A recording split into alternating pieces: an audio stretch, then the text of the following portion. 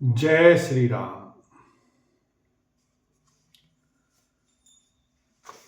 रचे रुचिर बार बंद निवारे, मनहु मनोभव फंद चवारे।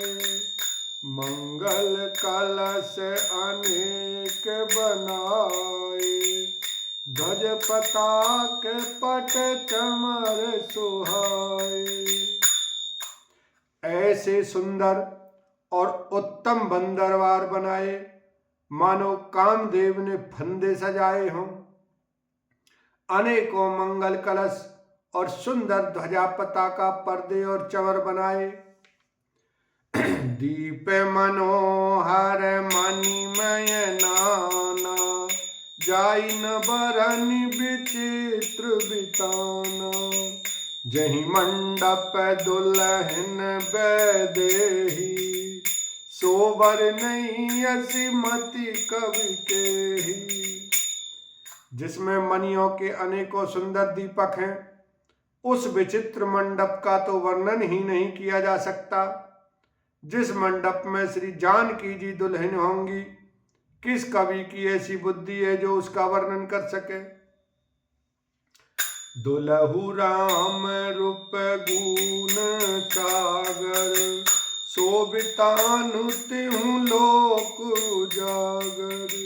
जनक भवन के शोभा जैसी, गृह गृह प्रतिपुर देखिए तैसी।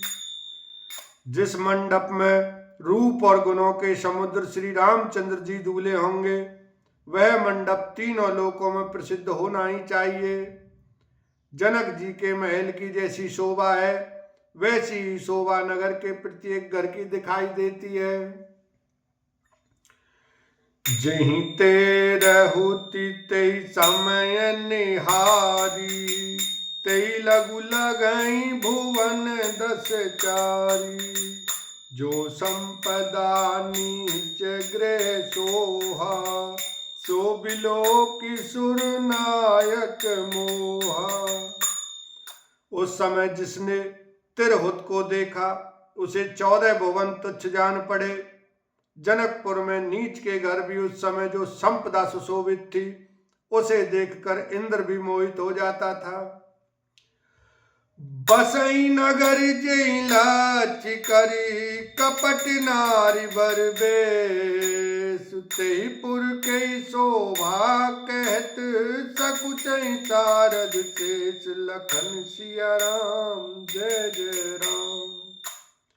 जिस नगर में साक्षात लक्ष्मी जी कपट से स्त्री का सुंदर वेश बनाकर बसती हैं, उस पुर की शोभा का वर्णन करने में सरस्वती और शेष भी सकुचाते हैं। पहुँचे दूत रामपुर पावन, हर्षे नगर बिलो की सुहावन। भूप द्वार तिन खबर जनाई, दशरथ नृप सुन लिए बुलाई। जनक जी के दूत श्री रामचंद्र जी की पवित्र पुरी अयोध्या में पहुंचे। सुंदर नगर देखकर वे हर्षित हुए। राजद्वार पर जाकर उन्होंने खबर भेजी। राजा दशरथ जी ने सुनकर उन्हें बुला लिया।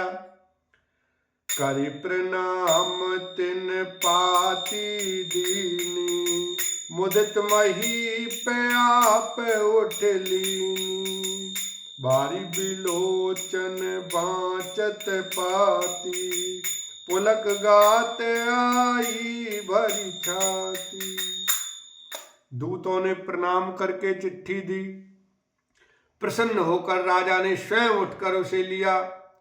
चिट्ठी बाँचते समय उनके नेत्रों में जल, प्रेम और आनंद के आंसू छा गए। शरीर पुलकित हो गया और छाती भर आई। राम लखन और कर बर चिट्ठी, रही गए कहत न खाटी मीठी। पुनि धर धीर पत्रिका बाँची, हर्षि सभा बात सुनि साची। हृदय में राम और लक्ष्मण है, हाथ में सुंदर चिट्ठी है। राजा उसे हाथ में लिए ही रह गए, खट्टी मीठी कुछ भी न कह सके। फिर धीरज धरकर उन्होंने पत्रिका पढ़ी। सारी सभा सच्ची बात सुनकर हर्षित हो गई।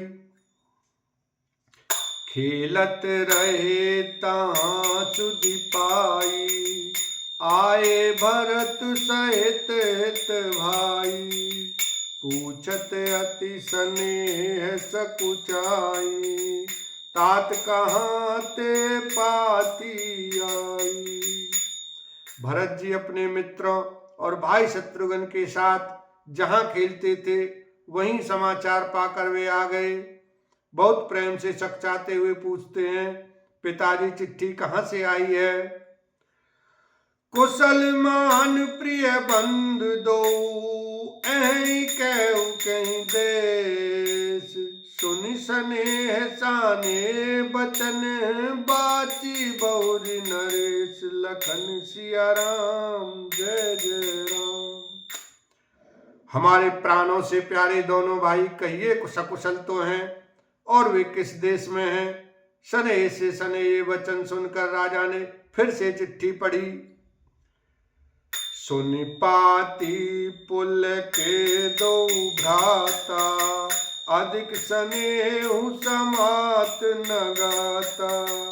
प्रीति पुनीत भरत के देखी, सकल सभा सुख लय विशेषी।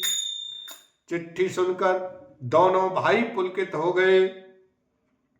इतना स्नेह अधिक हो गया कि वह शरीर में समाता नहीं।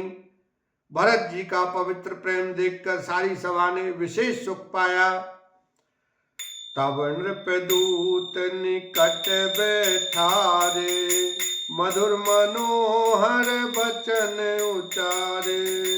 भैया के कुशल दो बारे, तुमनी के निज नयन निहारे।